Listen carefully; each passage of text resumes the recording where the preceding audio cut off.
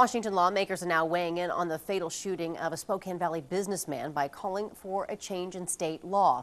Representatives Matt Shea and Larry Krause say Scott Creach's death was tragic and avoidable, and now want to restrict the use of unmarked police cars on private property. KXLY4's Jeff Humphrey is live at the Public Safety Building with a look at the bill. Well, Robin, these two lawmakers think that Scott Creach was killed because the 74-year-old didn't realize that a vehicle parked on his property was actually an unmarked police car. Now they're working to restrict where officers who are driving around in those unmarked cars can complete their paperwork. Scott Creach was shot last August when he went out into the parking lot of his nursery to investigate a suspicious car idling in the dark.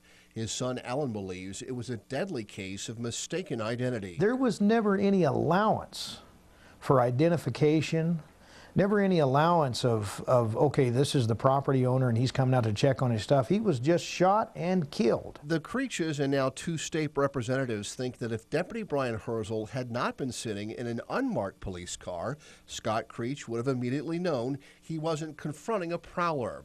The bill calls for banning unmarked cars from private property when officers are filling out their reports. It's the same patrol car that you see coming down the street that makes you hit your brakes.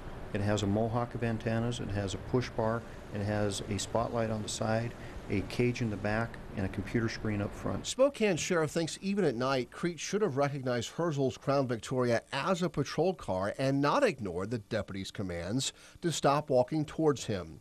Knezovich says officers spend at least 2 hours per shift preparing reports and do the paperwork in the field where they can write and spot crime at the same time. I don't know where else we would do it other than, maybe go to school parking lots or go back to the precincts, which takes us out of the neighborhoods.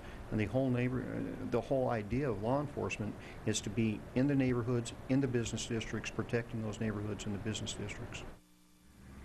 So now this new bill could be considered by lawmakers participating in the special session that's going on right now and will continue for the next 2 weeks. If that doesn't happen, it'll be taken up by the legislature when it reconvenes in January.